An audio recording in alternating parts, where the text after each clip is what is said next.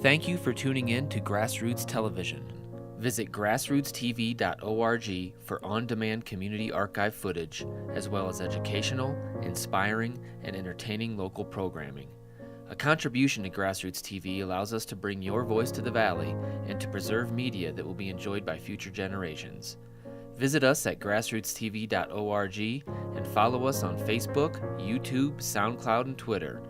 We encourage you to support all the local businesses and citizens that generously underwrite grassroots programming and play an integral role in nurturing open communication among the residents of the Roaring Fork Valley since 1972. Thank you for tuning in to Grassroots Community Network. Hello, I'm Ira Bedzow, and this is The Good Life, a show that talks about all aspects of human flourishing, from physical and mental health to social and spiritual well-being. The topic of today's show is immigration, acculturation, and community building, and I will be speaking with John Fox-Rubin, who is the Executive Director of Valley Settlement. John, first, welcome for coming. I appreciate you coming and taking the time to be here today. But before we begin talking about immigration, acculturation, and community building in particular, tell me about Valley Settlement. What is its philosophy, and what does it do? Well, thank you for having me on the show. Valley Settlement is an organization that's based in the Mid-Valley, and we basically cover the Roaring Fork School District in what we do, and we empower immigrant families to improve their lives. That's a very big ticket and a broad item. Would you mind explaining what does it mean to improve their life? Does that mean economically? Does it mean in terms of feeling closer in terms of their identity of being American? Does it mean education? What type of improvement are you talking about? The strategies we use to help people improve their own lives are what's called a two-generation strategy. So we work with parents of young children in multiple programs, primarily around education. So we'll take a young mother of two children and support her and her children with early childhood services for the children, like preschool and even mommy and me type classes. And also we work with informal caregivers in their homes to use best known strategies for preparing their child for a bilingual life. And then the parents oftentimes have lived here quite a while but didn't get to finish their, say, high school education. So we meet them where they're at, and we do a lot of adult basic education in Spanish. Because if you want to learn English, you're way better off having mastered your own language first. And so many of the immigrants that live here have found a big challenge in, like, say, taking an English as a second language class at CMC, because they're maybe at a 5th grade level of literacy 10 years ago when they graduated high school. So we help them build back up to a GED level in Spanish, and then they can enter the community college system here. Now, I understand you're working with two different types of education, one for the children and one for the parents. Does that mean Valley Settlement's basically like two different organizations combined, or is there interaction between the types of education between parents and children? Very good question. Basically, all of our individual programs aim to have overlap and integration between them. So all of the strategies we're using are transferable from a parent's life as their child's first teacher, and also for their own development. Things like reading to your children and engaging with them in conversation, like serve and return. Even if you're not literate, you can share a story with your child if we coach you. Many of these families, no one read to them when they were children, and they're not aware of how powerful that can be, even when they can read. Many of them don't know to do that with their children. So we teach them strategies that work for their own education in terms of use as many words that you can in the language you're most comfortable with your child. English only, trying to force your own child to acculturate isn't necessarily the best way. If you're native, some families, one spouse speaks English at home and the other speaks Spanish, and that's really good for the children because their brains are incredibly active in assimilating all sorts of information. Now, with regards to the parent side, and I can understand for the children it might be easier to go into the public schooling, but for the parent side, why focus on general education or personal development as opposed to like vocational training or something like that? Yeah, basically you have to follow education in a path. You can't leapfrog any steps. So expecting someone to succeed in vocational education if they don't have the basics really sets them up for failure. And so we meet families wherever they're at. So if you need a GED to go to CMC and succeed in, say, a physician care attendant class or a certified nursing class, we might find someone that's not quite literate in Spanish, bolster them up, get them to a GED level in Spanish because you can take the GED, then come over here and do some ESL classes in CMC, and then you're ready. Or, you know, taking multiple paths to get there is really where we try to focus. And we've partnered with plenty of organizations, including CMC, finding an untapped patient and student pool for them. And I've heard you once called this a community organizing approach. What does that mean? It seems as if it's just an education approach. The approach to the programs is very much an education approach. Our approach to relationships with the families to help them succeed is based in the fundamentals of community organizing. So think of Valley Settlement as a virtual settlement house. Now, you're from New York City, so you probably know there are 30 to 50 active settlement houses in New York City today where immigrants can come, live, study the language, find a job, get job training, and then when they're ready, they graduate out of the physical settlement house. Valley Settlement is not a physical settlement house. All of our programs are out in the communities. So we run 3 mobile preschools. So it's a preschool bus that goes into a low-income neighborhood and offers free preschool. The price is we expect perfect attendance and we expect the parents to volunteer. Our staff are bilingual and bicultural and go into the home periodically with the family to help focus the parents on all the things that they can do to support that early childhood period. And do you focus primarily or only on immigrant families? Or I can imagine, especially in the Valley today, there are, what do you call it, hybrid families where parents may be immigrants but children may be citizens. Right. How does that dynamic work in terms of Valley Settlement? We define immigrant pretty broadly. We've focused on using the word immigrant because most of the families we serve are immigrants, and as you're mentioning, most of their children are born here, so the families have a mixed status, and we also don't exclude anyone. So in the neighborhoods we operate in, if there's an immigrant family from Morocco or a white working class family, they are more than welcome to participate in our programs, and we do have a little bit, but it's in the high 90 percentile from Spanish-speaking countries. And are immigrant families, well, I'll put it this way, how do immigrant families get word of your services? How do you reach out to them?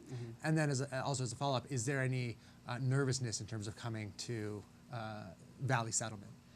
How we reach the families started with door-to-door door knocking with Spanish-speaking community organizers. Now that we're entering our 6th program year, it's pretty easy for us to recruit from families that are friends of any of our current participants, but we always go door to door in the neighborhoods as well. So we never kind of forget that our roots are kind of grounds up. So our programs are oftentimes designed with the participants at the table, and asking them, what are your dreams, what are your hopes, what are what are the obstacles to your success? And in this valley, even though it's a very linear valley, many of the low-income housing locations are not very transit friendly, and definitely aren't very friendly if you only have one car in your household and that car's commuting. So there's big barriers around transportation, which is partially why our model of going out to them. And so we'll park that preschool bus next to a church or a community center in the mobile home park, and that's where we'll have another class co-located. So if you were a dad of a 4-year-old and a 2-year-old and your spouse commuted to Aspen, you could drop your 4-year-old off at our preschool bus and then go inside and meet some of your neighbors that also have infants, and you get a different course for you and your child. And both of those programs also have a home visit component.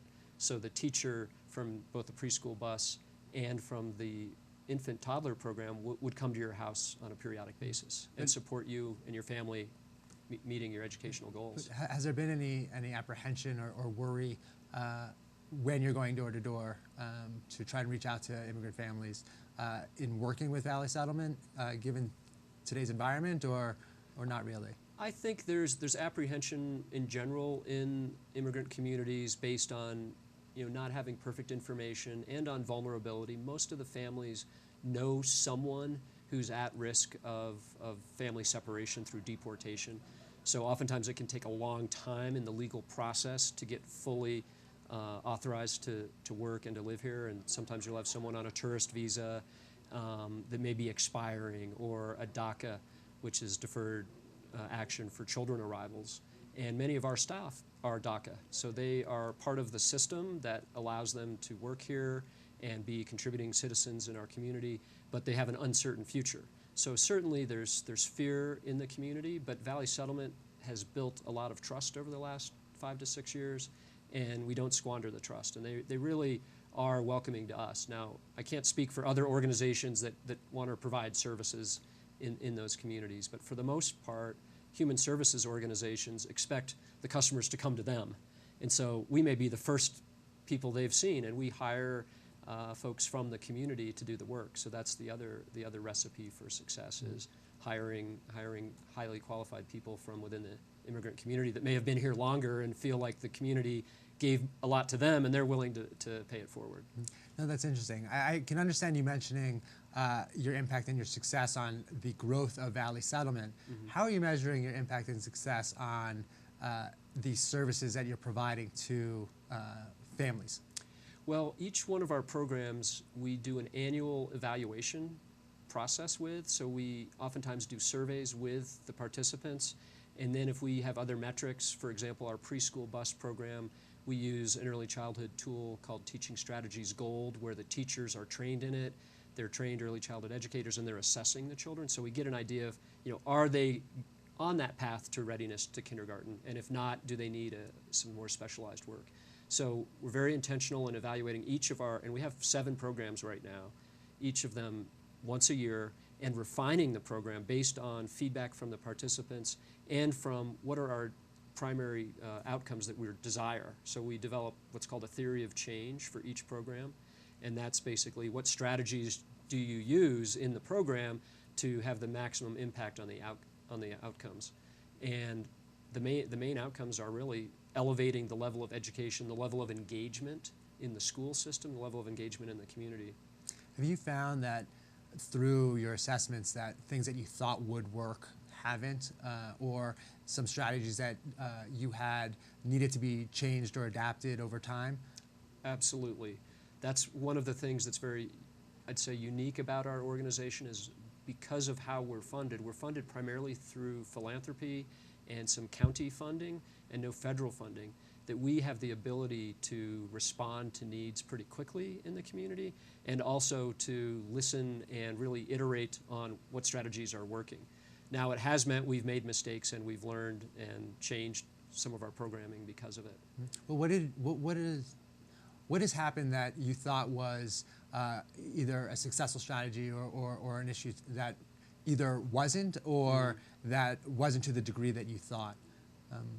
Like, what kind of experiences have you had that opened your eyes to what may be happening that beforehand you had a different notion of? Right. Well, early on, one of the programs that we started, so when Valley Settlement started was in 2012, and we started with 6 programs at the same time. And if you talk to anyone in the wide world, they say, you're crazy. Why would you do that? You should start with one program, understand it, then add another over time. But we did a survey in 2011, thanks to a grant from the Kellogg Foundation, because they said, where are the immigrant families in the preschools? Because half of your school district has immigrant, about half of the population of the Roaring Fork School District are immigrants, and in the local preschools there were hardly any. And that's when this community organizing strategy of going door to door and listening and finding out, well, they don't even know what preschool is yet, and $75 or $65 a day is unattainable on a $15 an hour wage. And so learning really helped us inform the program design up front. But one of the big mistakes we made was an after-school program that was incredibly successful in terms of the number of children involved in it. However, we didn't get the parents engaged the way we want to. Remember, I mentioned we try to use a 2-generation strategy. So all of our programs have to have parental involvement and engagement, or else we feel like we're not moving the outcomes the way we want to, because the best predictor of your child's success in education is actually the mother's level of education. So we're trying to support the whole family in getting the mother's education level up, and the father's as well. We educate grandparents, aunts, uncles, anyone in the family that wants to take our classes that's not of school age. is allowed. So I got to ask with regards to the preschool, because that's interesting. Was the reason why immigrant families not using the preschools because it was a cultural issue? For example, some cultures have children stay at home longer and then they go to school at a later age. Or was it really an information or a financial issue? It's both. It's both. It's both cultural and it's financial.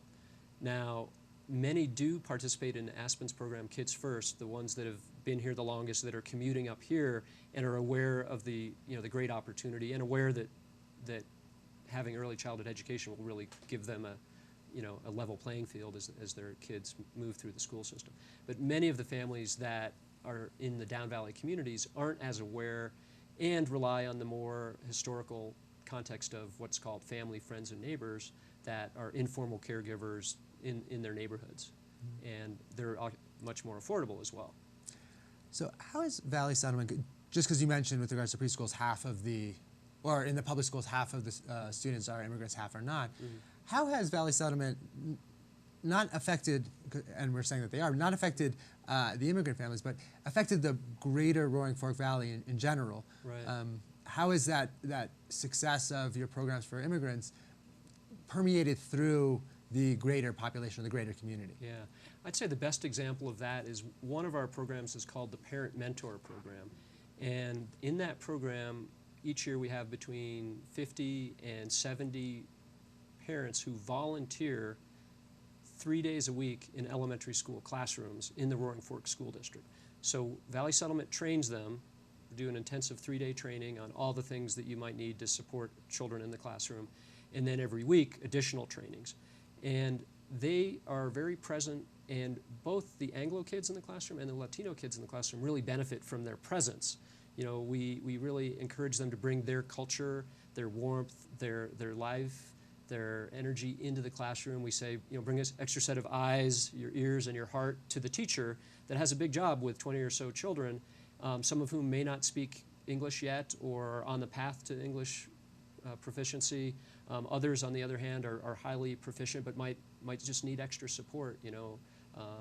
And that program is now in its 6th year and has really had an impact in the schools where not only those volunteer moms, dads, grandparents, we've had a few grandparents volunteer, feeling comfortable in the schools and engaging, but then as their own children move into the elementary schools, they're starting to engage in the I meant in the middle schools. As their own children are moving into middle schools and high schools, they're parents that are engaged.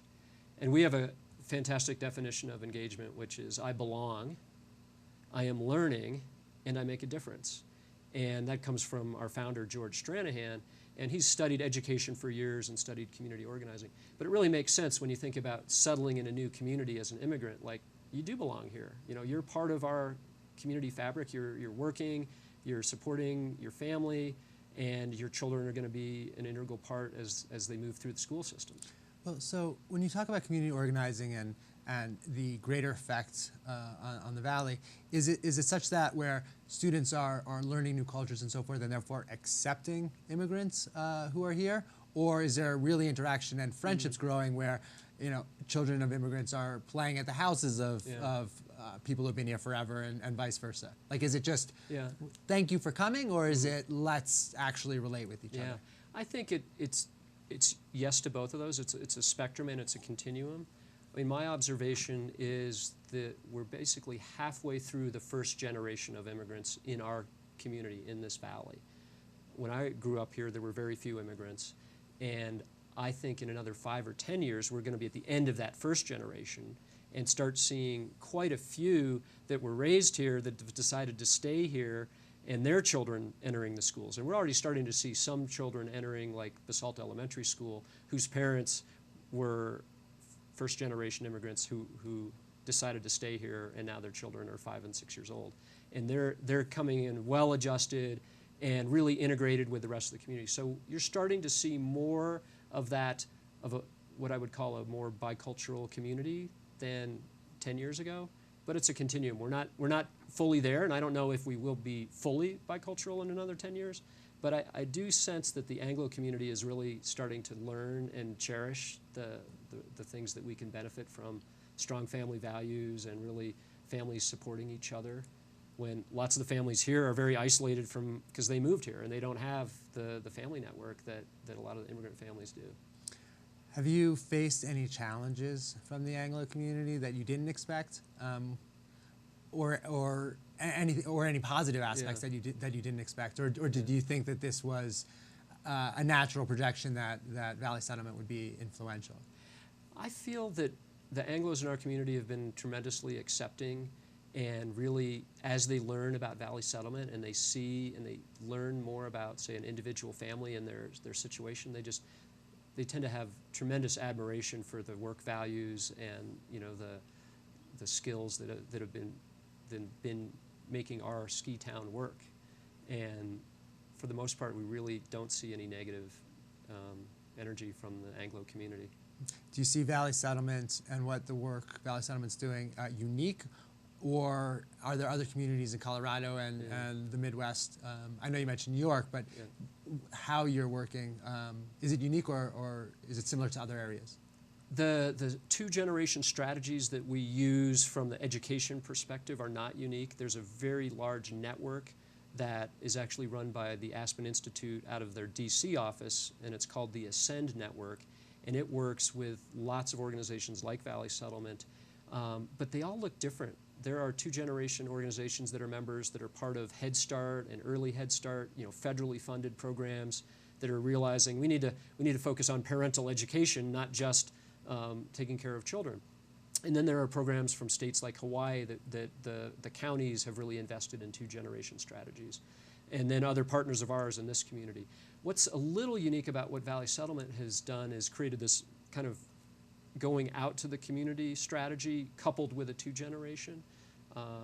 But I will say, even in the Eagle Vale Valley, they've adopted a two-generation strategy. They had mobile preschools before we did, and we modeled ours after theirs, but we're deploying this two-generation strategy, really approaching the parents as a key piece of it, and then that's influenced them. So the Eagle School District also has a parent mentor program, and our staff trained them. So we really try to share the strategies. We're not trying to expand our geographic footprint, but we're in networks like Ascend to help other practitioners see what works in their community. And you really need it to bubble up, in our opinion, from the needs of the families that you're trying to serve. So a two-generation strategy in our valley looks very much like immigrant-focused organization like Valley Settlement.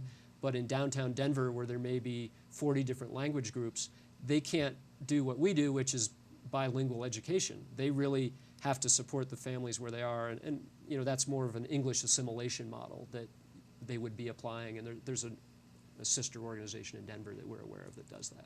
And do you think that immigration is just a new reality where immigrants will be coming to America, and this is something that we need to understand and incorporate different cultures and new people, and this is the best way to do it? Or are you normative in the respect of saying, no, immigration is a good thing, whether it happens or not, we should be pushing for it to happen, because the way our country will grow is not necessarily through birth, but through population exchange and so forth? I'm not sure that's an either-or question, because or I'm going to answer it. Both of those are I think, very powerful. Like, I think immigration is an old thing in this country, and family-based immigration has been our history, where trying to help families stay together has really been a powerful thing. And if I could change one thing about immigration policy, it would not have individual visas for individual members of a family, but it would say this whole family, if one of them has a job, let's give them the authority to be here legally and participate in the system. And right now, we hear of cases where the mother and child have different documentation status, and they're at risk of being separated. And that doesn't help anyone.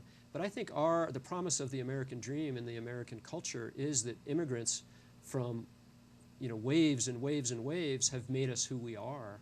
And I think we should continue to embrace it. I feel like we have, in general, embraced it. It's just we get policy sometimes that's contrary to that, and systems that are really not linear. So it can take 20 years to get your green card here on a legal path. And it's hard to say, well, what do you do in the meantime? And so a lot of the families that volunteer in our programs, they don't have the ability to work here legally, so they're volunteering. You know, their partner has the legal authority, and they're not able to work, so they can live here, but they can't work. So volunteer with us and engage in the schools, and then over time, if you get the opportunity to work, you'll have a lot of skills to work. So even though we don't directly try to do workforce education, we have helped numerous cohorts go through CMC workforce programs like certificate programs and succeed at like a 95% graduation rate, which is kind of unheard of in community colleges, where they're used to like 50%. Right. So it's interesting because it seems to me that the debate or the public discourse on immigration today conflates two issues. Right. The first issue is the economic issue, where immigrants take our jobs, or they take resources that could be gone to citizens and so forth. That's one issue. The second is immigration, even if it's good economically, may change the culture of America. Like there's a book by Samuel Huntington who talks about the Mexicanization of America, for good or for bad. But this was I think the book was called Who We Are and so forth.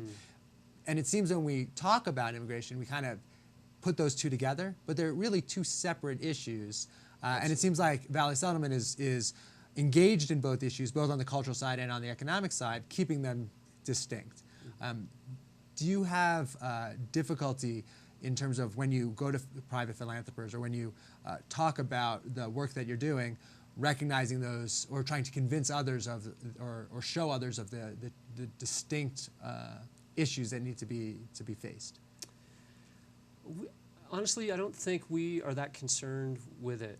I think the strengths that come from immigrants are basically what has made this country so phenomenal, and the values of the country are going to endure. Now, hundreds of years from now, are we all going to be speaking multiple languages, or are we all going to assimilate to English only?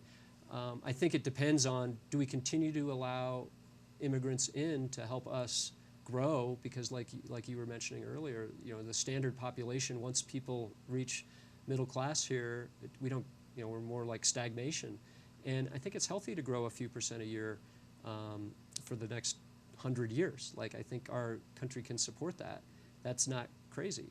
When you look at other countries that are growing 9-10% a year, and you know, I think what they really need to do is figure out, well, what's the sustainable number of people that their economy can handle. But for our economy, we've always relied on immigrants to help support and bolster the work that needs to be done in our communities.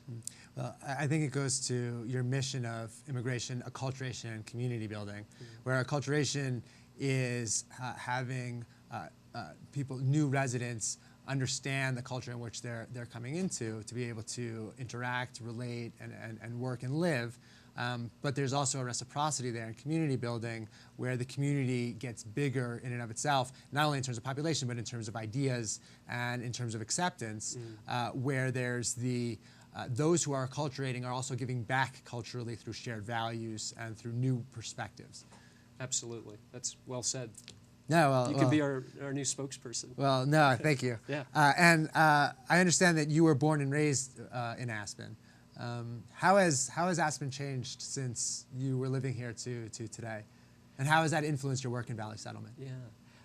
Well, Aspen's changed in so many ways since I was a youth here. I'd say the biggest is really the working class of Aspen is probably half Latino today. The back offices of the restaurants, landscaping, the service industry are primarily Latinos.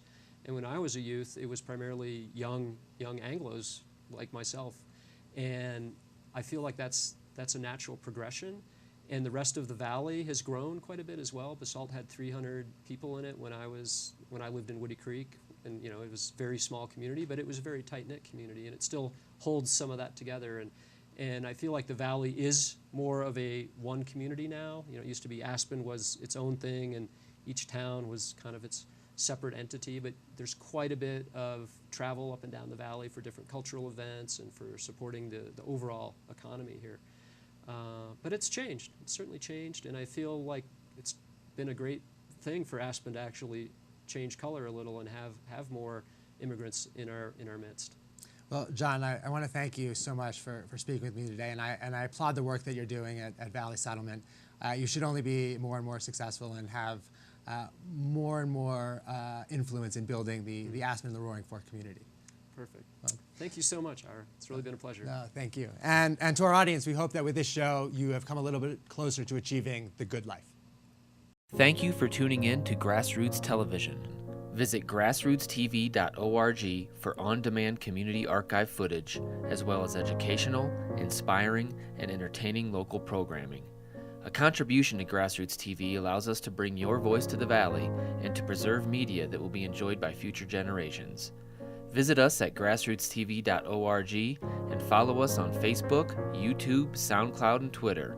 We encourage you to support all the local businesses and citizens that generously underwrite grassroots programming and play an integral role in nurturing open communication among the residents of the Roaring Fork Valley since 1972.